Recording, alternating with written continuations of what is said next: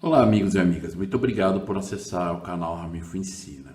Como nós podemos testar a excelência da palavra nas Escrituras? Porque era necessário uma expiação. Como a expiação pode ser infinita e eterna? A ressurreição é uma realidade e por quê? Eu posso escolher não ressuscitar? Todas as pessoas serão salvas pela expiação? A justiça e a misericórdia podem concordar? A expiação pode salvar o povo do Velho Testamento? Veja isso e muito mais.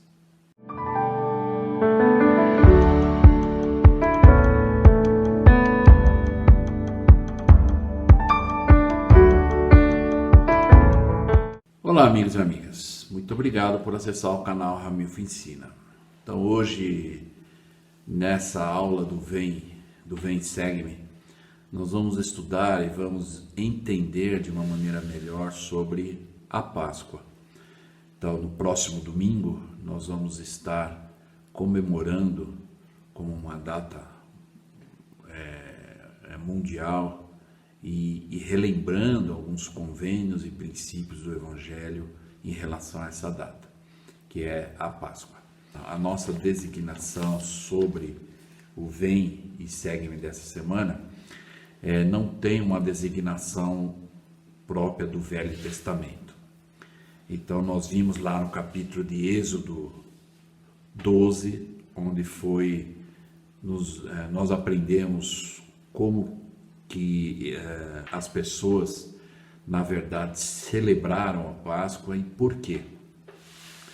E foi naquele da 10ª praga, quando o Senhor disse que era para colocar o sangue de um cordeiro imaculado nas ombreiras da porta, e o anjo iria passar e iria, na verdade, proteger aqueles que tivessem aquele sangue.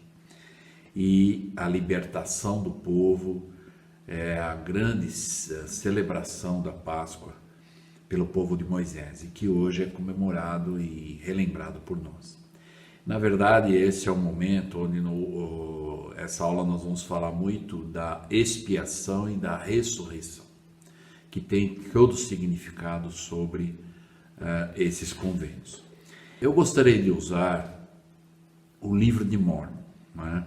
Então, para que nós possamos entender como nós podemos testar a excelência da palavra. Claro que, em primeiro lugar, nós vamos estudar as Escrituras de uma forma profunda, né? Para podermos entender.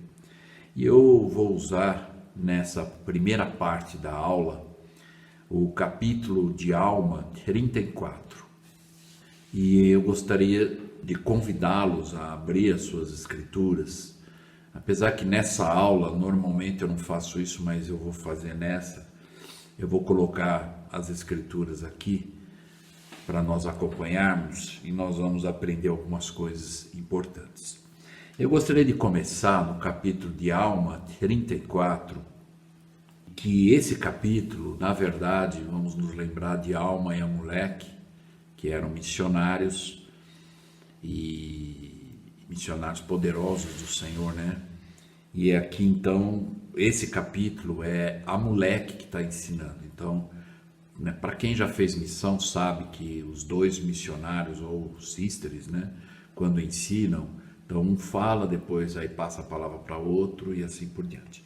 E nós vamos ver que isso aconteceu aqui. No versículo 1 de Alma 34, nós vamos ver aqui. E então aconteceu que Alma, tendo proferido essas palavras, sentou-se no chão. Eu gosto muito desse aqui porque, né, talvez aqui eles não estavam dentro da casa de alguém, ou se estavam, né, talvez não tinha lugar para todo mundo se sentar. E nós vemos aqui que dois representantes do Senhor não se importavam em se sentar no chão, né? Para descansar e para ensinar e assim por diante. Então diz aqui que Alma, ele se sentou no chão, aí diz lá, e Amaleque levantou-se, quer dizer, ele estava sentado no chão, e começou a ensinar-lhes. E então a mulher começou a ensinar o povo, né? E é interessante que no versículo 4, a mulher que então diz: sim, a terdes fé suficiente para plantar a palavra em vosso coração e assim testar sua excelência. Então nós vemos que a própria mulher, que os profetas ensinam, né, que nós temos que ter fé suficiente para plantar, né, a palavra em nosso coração. Então não é simplesmente estudar as escrituras, é nós estudarmos, analisarmos, ponderarmos, buscarmos extrair as doutrinas e princípios e como podemos aplicar nos nossos dias. Então, aí sim nós vamos poder fazer a prova ou teste, né, da excelência da palavra.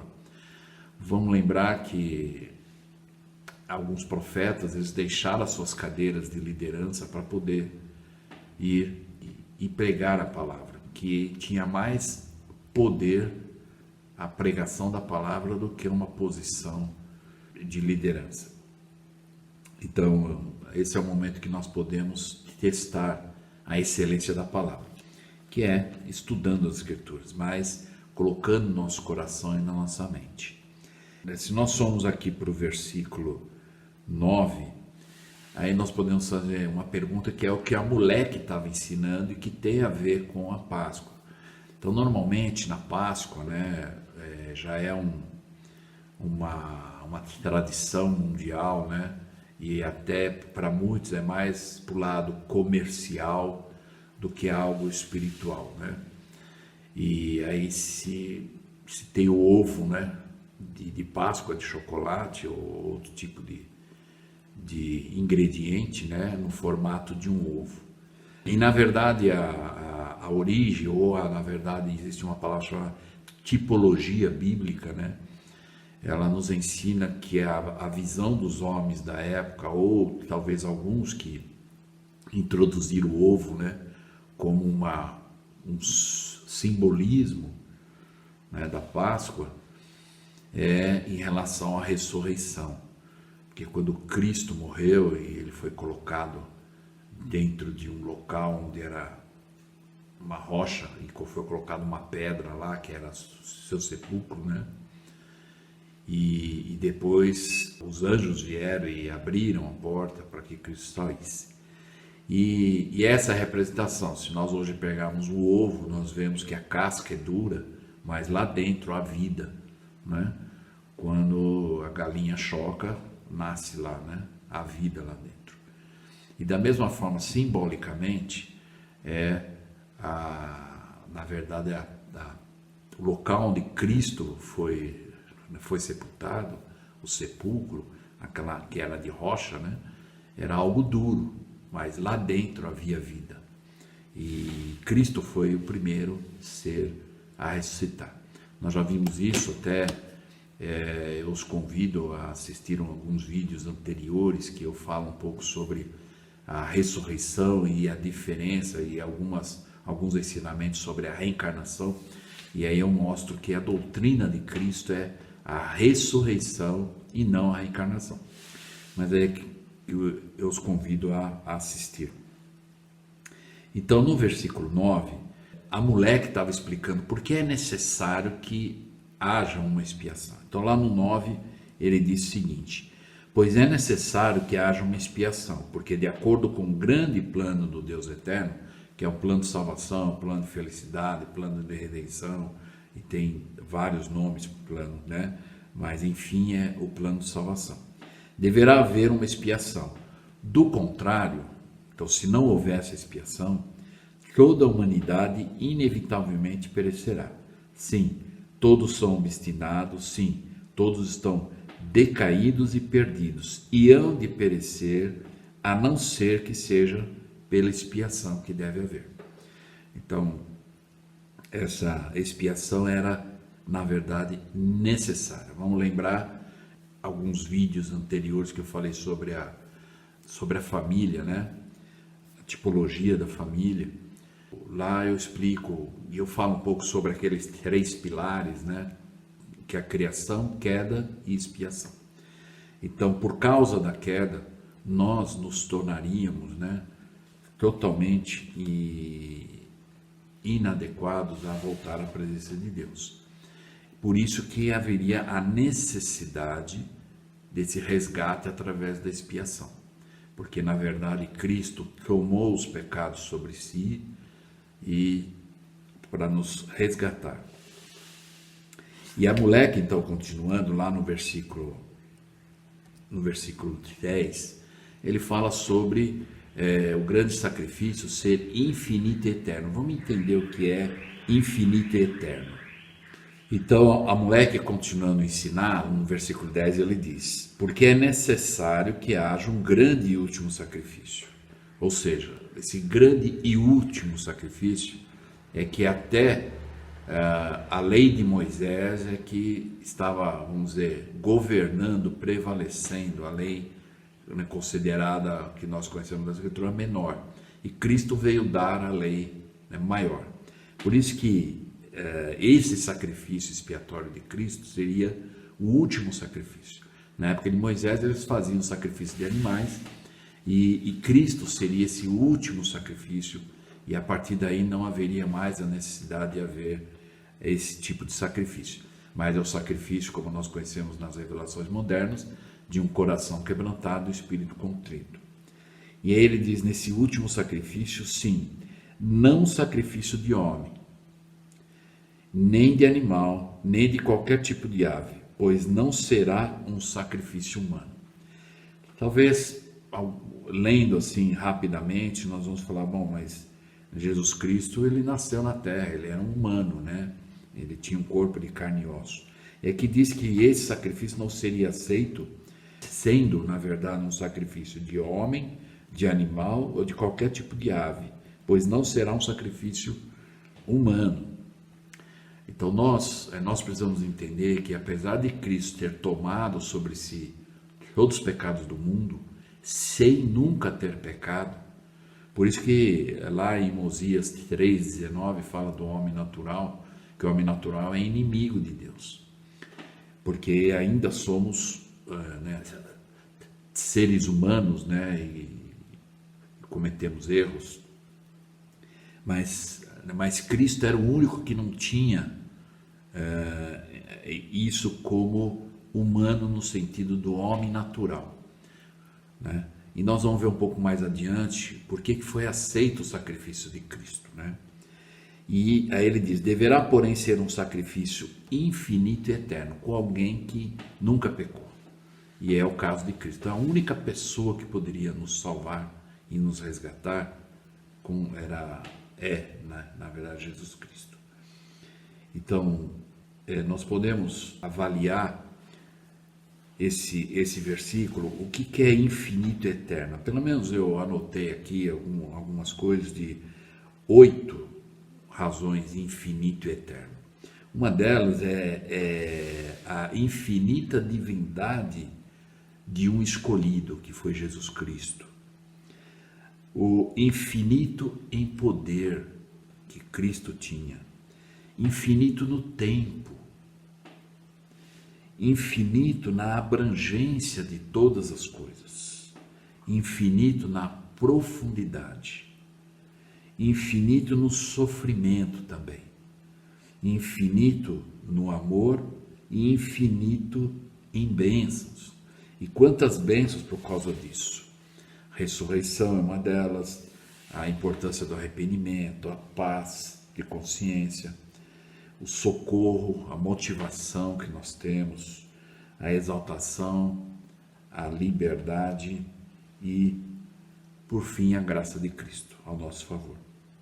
Então vamos nos lembrar que esse infinito e eterno em toda a abrangência é também por causa de Cristo, né? Então nós vamos ver aqui que a ressurreição é uma realidade e a vida eterna é uma possibilidade. Então, para que nós possamos entender bem isso, lá em João 20, no versículo 6 e 9, diz lá, chegou, pois, Simão Pedro, que o seguia, isso depois de Cristo ter ressuscitado, e eles foram lá no sepulcro, né? E entrou no sepulcro e viu ali os lençóis, e que o lenço que tinha sido posto sobre a cabeça, né, de Cristo, a sua cabeça, não estava com os lençóis, mas enrolado no lugar à parte. Por que eu coloquei essa palavra em letras maiúsculas? Eu já vou explicar. No versículo 8, então entrou também o outro discípulo que chegara primeiro ao sepulcro e viu e creu, porque ainda não tinham compreendido a Escritura que era necessário que ele ressuscitasse dos mortos. Então, na verdade, o lenço, como diz lá, que é o lenço que eles colocaram na cabeça, eles enrolaram ele no lençol e colocaram um lenço na cabeça. E o lenço não estava com lençol, mas diz que o lenço estava enrolado.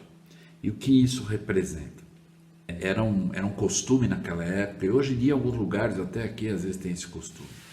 Quando você está fazendo uma refeição, e aí você tem na verdade seus empregados, servos que te servem, então o seu lenço da mesa, se você, né, dobrar ele direitinho e colocar na mesa, você está dando um aviso para a pessoa que vai recolher as coisas na mesa, que ele já pode tirar as coisas da mesa. Mas se você, às vezes, por alguma razão, você está lá comendo e alguém te chama e alguma coisa, e você não, então você vai deixar o lenço enrolado. Você só vai pôr assim em cima da mesa, vai ficar assim, enrolado. Isso é um sinal para aquele, na verdade, servo da casa, de que não é para tirar a mesa, porque ele está avisando, eu vou voltar. Então, na verdade, Cristo deixou o lenço enrolado, é um simbolismo, né, querendo dizer, como ele ressuscitou e ele voltou à presença do Pai, mas ele está dizendo, mas eu vou voltar. E nós sabemos e pregamos e aguardamos a segunda vinda de Cristo. E o propósito maior, né, da ressurreição, para nós podermos entender aqui, é que a expiação de Jesus Cristo vence a morte física com a ressurreição. É algo interessante, lá em 1 Coríntios 21 e 22, nós vamos ver aqui, em que é uma escritura muito conhecida e nos ensina algo importante sobre a ressurreição. Então diz o seguinte: porque assim como a morte veio por um homem, também a ressurreição dos mortos veio por um homem. Então, porque assim como a morte veio por um homem, quem foi esse homem? Adão. Então, por causa de Adão, a queda de Adão, a morte, nós nos tornamos mortais. Também a ressurreição dos mortos veio por um homem, que foi Cristo, que ele foi o primeiro a ressuscitar. Às vezes, nós já falamos isso em algumas aulas, mas vale a pena relembrar, é relevante, que na época de Cristo, embora nós lemos na Escritura que ele ressuscitou Lázaro, ele ressuscitou a filha de Jairo e mais algumas pessoas, mas na verdade a palavra correta, ele restaurou a vida. Porque aquelas pessoas morreram, mas ele tinha o poder sobre a morte, ele restaurou a vida, mas aquelas pessoas voltaram a morrer novamente, né? Então elas não ressuscitaram, porque a primeira pessoa que ressuscitou na face da terra foi Jesus Cristo. Depois dele, sim, aí houveram várias pessoas que ressuscitaram conforme as Escrituras nos ensinam, né? Aí diz no 22, porque assim como todos morrem em Adão, então nós vamos morrer em Adão, porque ele, por causa da queda, né? Ele é o nosso pai, né? E por causa que ele trouxe a morte física, nós somos mortais, então nós vamos morrer como Adão. Aí também diz, assim também em Cristo todos serão vivificados. Esse vivificados, né? E é interessante que algumas pessoas às vezes usam uma escritura que inclusive está no versículo 50 do 1 Coríntios 15, diz lá, porém digo isto, irmãos, que a carne e o sangue não podem herdar o reino de Deus, nem a corrupção herdar a incorrupção. Então muitas pessoas usam esse versículo 50 para dizer que a doutrina da ressurreição que nós ensinamos não é verdadeira por causa disso, porque eles dizem que, usando a escritura, diz que a carne e o sangue não vai voltar para esse Deus. E é verdade, a Escritura está certa. Por isso que lá diz que nós vamos ser vivificados em Cristo. Ou seja, quando nós morrermos, hoje, como nós na verdade somos mortais, corre sangue no nosso corpo. Quando nós ressuscitarmos, nós vamos morrer e ressuscitar, nós não vamos ter mais o sangue correndo no nosso corpo. Vai ser um outro tipo por isso que diz que na verdade vivificado pelo Espírito de Cristo. Então é algo que não é o sangue, porque o sangue hoje é o que nos traz a morte, né? Assim como o nascimento e assim por diante. Por isso que quando ressuscitarmos, nós vamos nos tornar imortais e não vamos ter sangue correndo no nosso corpo, né? Mas vamos ser vivificados pelo Espírito de Cristo. Então é alguma outra ou de uma outra forma que nós vamos estar vivos, mas sem o sangue no corpo. Mas algo interessante que eu gostaria de compartilhar com vocês é um ensinamento no manual, né, dos presidentes da igreja, do presidente Joseph F. Smith. E ele fala algo interessante. Estamos sujeitos à morte sem que tenhamos exercido o nosso arbítrio para isso. Por isso que eu fiz aquela pergunta no início: eu posso escolher se eu vou ressuscitar ou não? E aí diz lá: não tivemos participação no processo que trouxe originalmente a morte sobre nós. Então não tivemos isso, porque foi Adão. Adão criou, por causa da queda, fez com que nós nos tornássemos mortais. Então nós não participamos disso. Então ela foi introduzida no mundo pela transgressão dos nossos primeiros pais, Adão e Eva. Portanto, o homem que não teve participação no processo que trouxe a morte sobre si, não terá participação no processo que lhe trará a vida novamente. Ou seja, Deus é justo, né? Porque embora a queda de Adão nos transformou ou nos deu a oportunidade de sermos mortais, ganhar um corpo e viver na terra e sermos mortais, e nós não participamos desse processo, então para nós termos nossa vida de volta, né, nós não podemos ser, de uma certa forma, culpados pela queda, né? Por isso que ele diz: portanto, o homem que não teve participação ao processo que trouxe a morte sobre si, ele não terá participação no processo que lhe trará a vida novamente. Pois assim como ele morre em consequência do pecado de Adão, da mesma forma viverá novamente, quer ele queira ou não. Então eu não posso escolher se eu vou ressuscitar ou não, porque isso como diz lá, expiação, ela é uma realidade, na verdade uma dádiva, né? Então Deus disse: vocês vão para a terra, vão ser mortais por causa da queda, mas vocês vão voltar até a sua vida novamente, né? Por isso que a ressurreição ela é uma realidade e a vida eterna é uma possibilidade. Na última conferência geral foi falado um pouco sobre o plano de salvação, os graus de glória, né?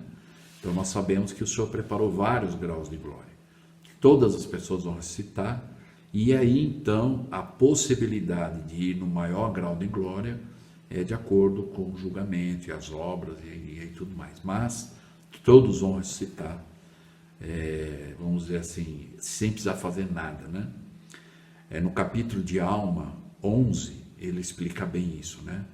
Então, todas as pessoas vão ressuscitar, sejam bons ou maus, homem ou mulher, malvado ou justo, não importa. Todas as pessoas vão ressuscitar. E ele diz: e por causa da retidão de Jesus Cristo, do poder de sua ressurreição, todo homem que morrer viverá novamente. E isso mostra ainda mais a justiça e a sabedoria de Deus para nós, né? Então que nós possamos ser gratos, né, por essa mais uma dádiva, né? E a mulher, então, continuando, ele diz lá no versículo, do versículo número 10 ao 12, aí ainda, né, falando do infinito eterno, no versículo 11, então, nós vamos ver: ora, não há homem algum que possa sacrificar o seu sangue para expiar pecados de outro. Então ele estava ensinando: ninguém pode dizer: olha, né, Senhor, eu vou tomar o pecado, né, do meu filho, dessa pessoa, e pode livrar ele. Então ele diz que ninguém pode fazer isso a não ser Cristo.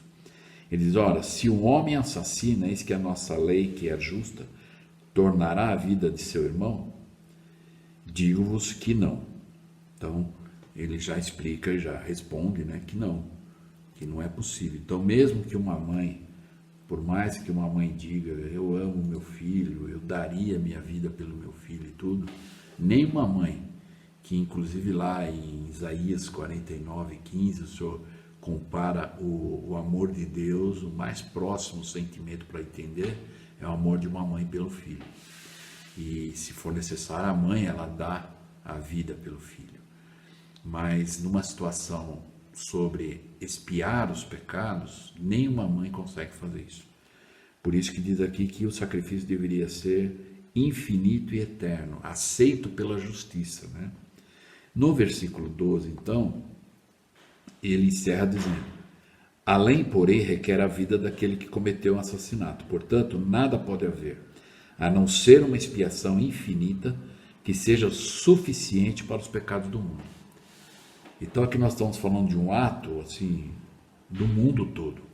Então, o ato da expiação é algo universal, é algo que, por mais que a gente estude sobre esse assunto, nós não vamos esgotar ele. Mas podemos ter muitas visões e entendimentos estudando as Escrituras por causa disso, né? Então, vamos lembrar do aspecto daquela balança, né, da justiça e a misericórdia. Então, aqui diz que a não ser uma expiação infinita que seja suficiente, né, para os pecados do mundo. Então, vamos lembrar que nós vimos lá em Êxodo 4, em que o Senhor falou para Moisés, Moisés, coloca sua mão no peito. E quando ele tirou a mão dele estava leprosa. Ele falou, agora volta a colocar a mão. E a mão estava normal. Então o Senhor tem o poder sobre os elementos todos, né?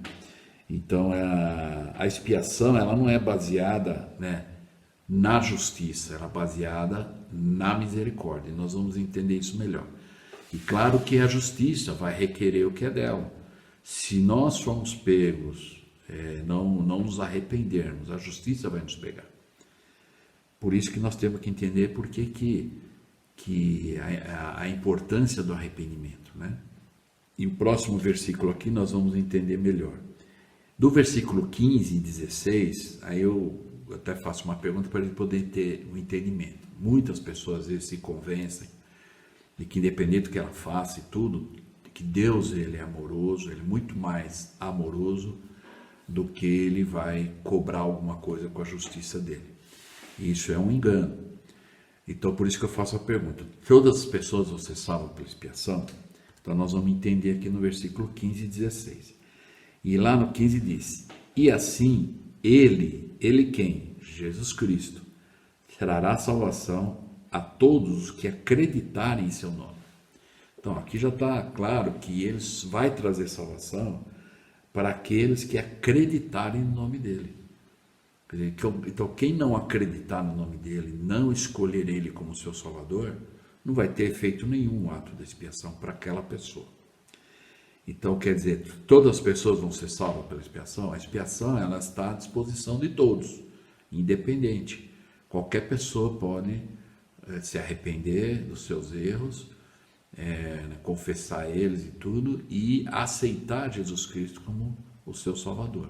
E a expiação vai ter efeito sobre ela. Agora, se ela escolher a não fazer isso, a expiação não tem efeito nenhum.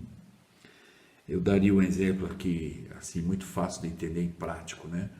Hoje, por exemplo, algumas pessoas que não são membros da igreja, são amigos da igreja e visitam a igreja e às vezes assistem uma reunião sacramental, por exemplo, eles às vezes participam do sacramento, mas para eles não tem nenhum sentido, não tem nenhum efeito o sacramento, espiritualmente falando, porque eles não fizeram convênios ainda, através das águas batismais.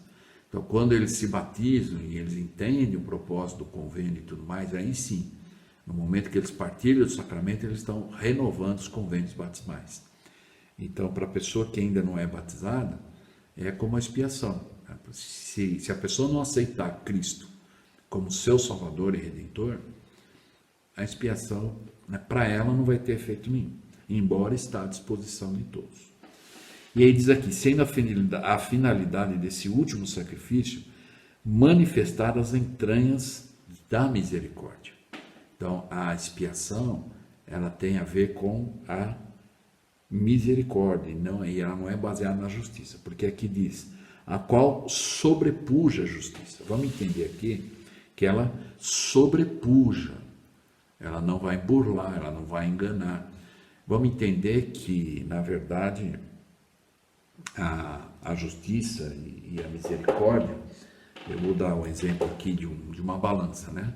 Então, vamos imaginar que a justiça e a misericórdia, e elas estão equilibradas, né? A justiça não vai poder ponderar mais ou ter mais poder do que a misericórdia.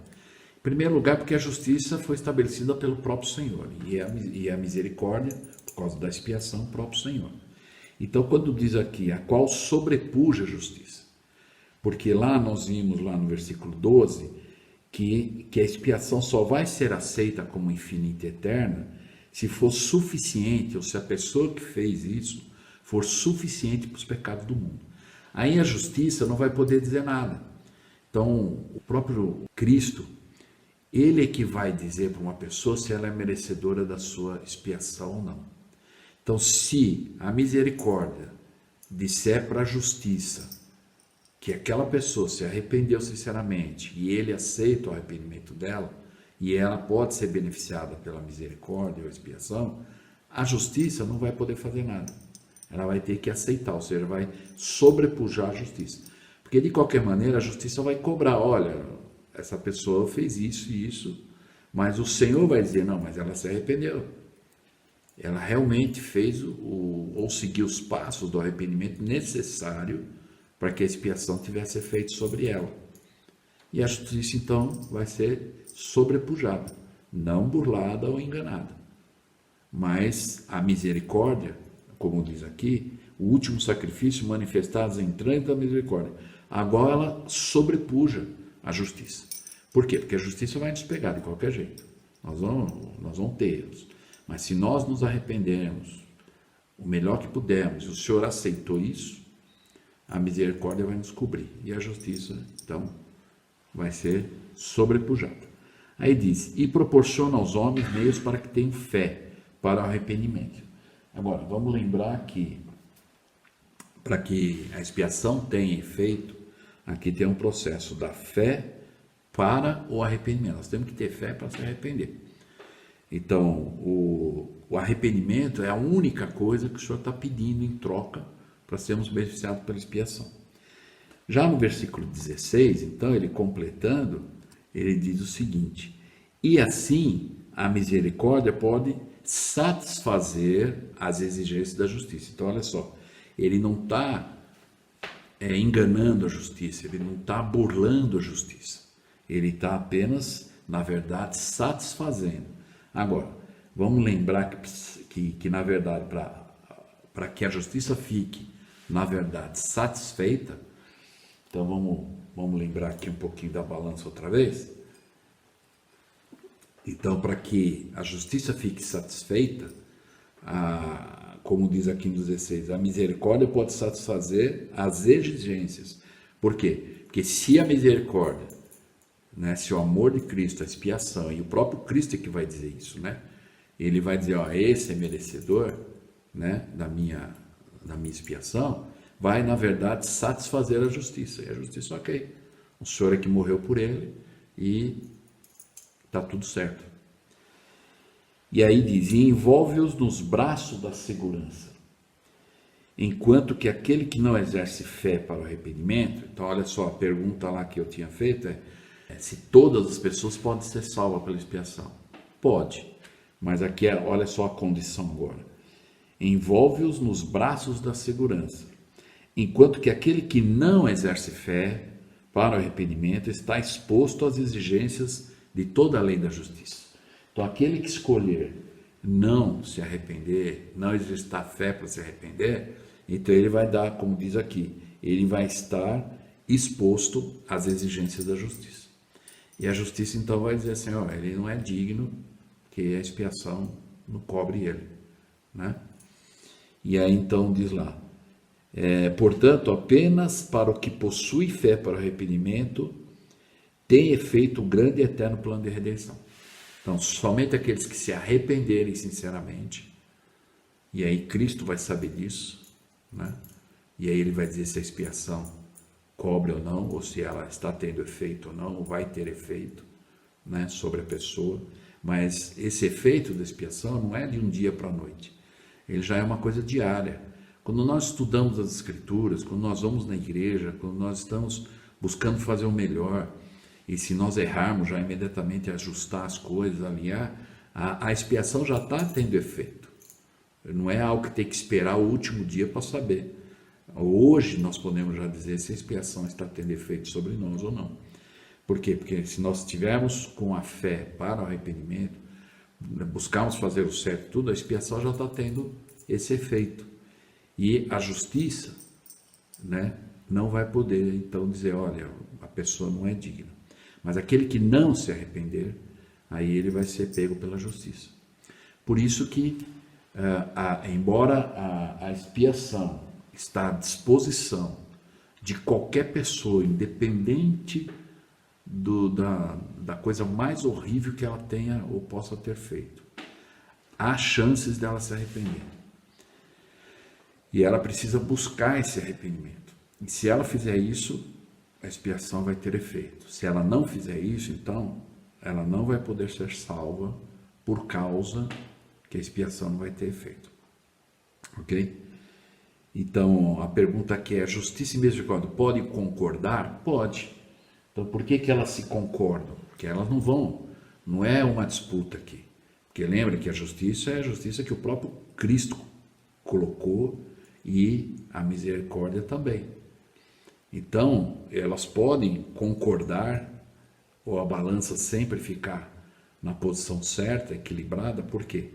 Porque se a justiça nos pegar, mas Cristo disser ele se arrependeu, então a justiça não vai vencer e a misericórdia não vai, assim, no sentido vencer a justiça. Ela vai, na verdade, como diz a Escritura lá no 16, ela vai, na verdade, vamos dizer, satisfazer as exigências da justiça. Então ela só vai deixar a justiça satisfeita. E não vai acontecer nada com aquela pessoa porque ela se arrependeu. Ok? E aí, para nós podermos encerrar essa primeira parte, e nós podemos entender esse processo, né? É importante a gente estudar e compreender esse processo, porque a expiação ou a balança, né? A justiça e a misericórdia, esse exemplo que dá aqui, nós podemos entender. Por isso que nós temos que ensinar, o Senhor disse, ensinar os princípios. Quais são, na verdade, os princípios do Evangelho? Fé em Jesus Cristo, arrependimento, né? Aí fazer ordenanças, batismo, receber o dom do Espírito Santo, e aí nós vamos estar no caminho para podermos, a expiação, ter efeito sobre nós, inclusive diariamente. Como eu disse, a gente não precisa esperar o final ou o dia do julgamento para, bom, é agora, a expiação vai me salvar, não vai? Você vai saber disso, né? Você vai saber se você se arrependeu, se você fez as coisas que eram necessárias. Até tem uma escritura que eu gostaria de usar em 2 Nef 9:41, e que tem a ver com isso. Por isso que o próprio Cristo, ele não vai, a justiça é dele e a misericórdia também. Então lá no versículo 41 diz assim: ó meus amados irmãos, vinde, pois ao Senhor, o Santo. Aí ele diz assim: lembrai-vos de que seus caminhos são justos. Eis que o caminho para o homem é estreito, mas segue linha reta diante dele. E o guardião da porta é o Santo de Israel. E ele ali não usa servo algum. E não há qualquer outra passagem a não ser pela porta. E qual é essa porta? Arrependimento. E aí então a misericórdia vai poder, ou a expiação vai ter o efeito necessário para nos salvar. E ele diz, porque ele não pode ser enganado, pois o Senhor Deus é seu nome. Então aqui está dizendo que ele vai ser o guardião dessa porta. Então ninguém vai burlar a justiça, ou vai conseguir burlar a justiça.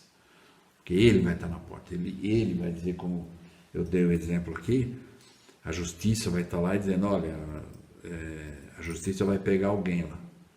E aí ele vai dizer para a misericórdia, olha, ele não pode passar por essa porta. Mas a misericórdia entendeu que o arrependimento dele foi sincero, foi o suficiente para a expiação ter o poder sobre ele, então ele vai dizer, não, ele se arrependeu. E vai, na verdade, satisfazer a justiça. E não foi enganado, não foi burlado, mas apenas justificou para a justiça, dizendo que aquela pessoa está aprovada, né? Ou qualificada para entrar naquele momento. E só para encerrar essa parte aqui, então, uma pergunta importante que nós podemos fazer, e na próxima aula, ou melhor, na segunda parte dessa aula, eu vou usar o capítulo de alma 42. E aí nós vamos entender melhor ainda isso. Mas eu gostaria de usar agora o capítulo 39, mas só no cabeçalho. E é muito interessante que o que está no cabeçalho desse capítulo de alma 39, não tem nenhuma escritura que ensina dessa forma. Por isso que eu pergunto aqui, a expiação pode salvar o povo do Velho Testamento? Porque vamos lembrar que quando Cristo oficialmente ele foi no Jardim de Getsemane, tudo foi no Novo Testamento. Então lá no cabeçalho diz o seguinte, a redenção de Cristo é retroativa na salvação dos fiéis que a precederam. Então ele está dizendo aqui de forma clara que a expiação, a redenção de Cristo, que é a expiação, ela é retroativa. Então ela serve tanto para o povo do Velho Testamento, como do Novo Testamento, quer dizer, antes de Cristo, na época de Cristo, depois de Cristo, na nossa época e os que virão depois.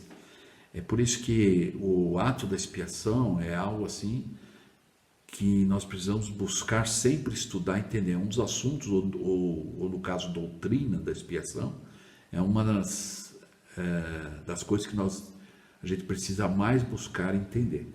Por isso que lembra que eu disse que alguns estudos atrás, eu disse para vocês, para que quando a gente estudasse a escritura, colocar na escritura, vou mostrar aqui para vocês, isso aqui. Eu sempre quando estudo a escritura, eu coloco isso aqui, ó, que é uma folha de papel escrito criação, queda e expiação.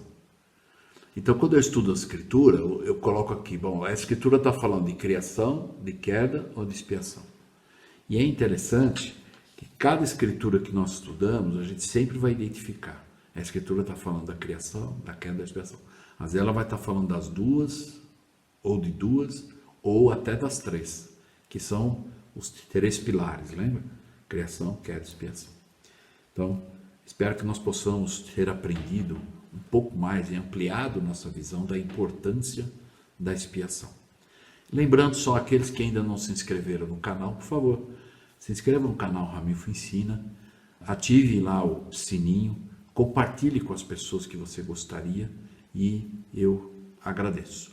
Então, até a próxima aula, a segunda parte dessa aula, e muito obrigado.